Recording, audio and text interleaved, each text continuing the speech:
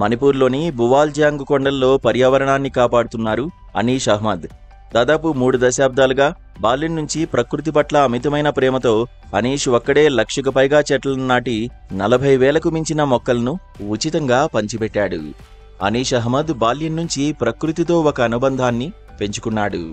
మణిపూర్ యొక్క సమృద్ధమైన అడవులు, వైవిధ్యమైన వన్యప్రాణులు, ప్రత్యేకమైన భూస్వరూపాలు అతని హృదయంలో పర్యావరణ సంరక్షణ బీజాన్ని నాటాయి.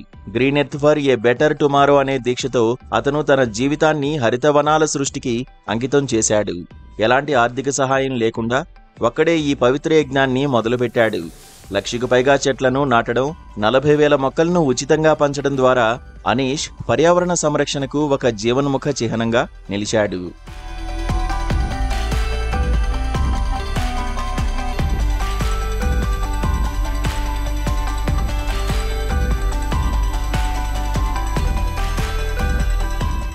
అనీష్ తన ఇంటిలో ఒక చిన్న నర్సరీని నడుపుతున్నాడు. అది కూడా గ్రీన్ హౌస్ లేదా నీటి ట్యాంకు వంటి ఆధునిక సౌకర్యాలు లేకుండా సొంత ఖర్చులతో విత్తనాలు సేకరించి మొక్కలను పరిపోషిస్తున్నాడు.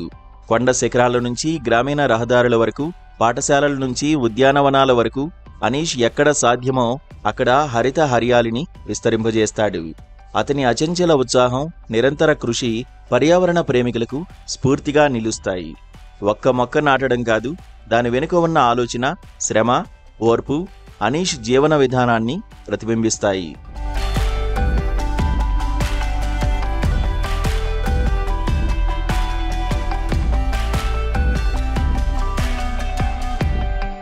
అనీష్ కేవలం చెట్లు నాటడంతో ఆగిపోలేదు. అతను గ్రామస్తులకు, ముఖ్యంగా చిన్నారులకు చెట్లు నాటడం, వాటిని సంరక్షించడం గురించి నేర్పిస్తాడు.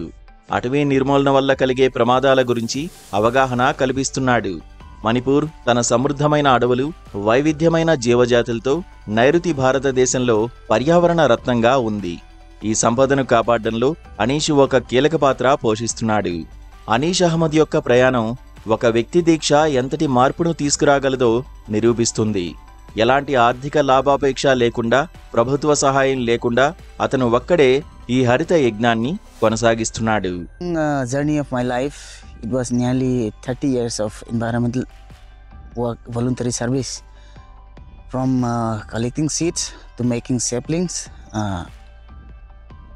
and raising awareness by planting trees and making some other easy methods to regenerate the forest, like making seed bowls for regeneration of forest. So, and there are so many other ways. There are multiple ways of approach to achieve the carbon-free India. I mean, to achieve this environmental regeneration policies.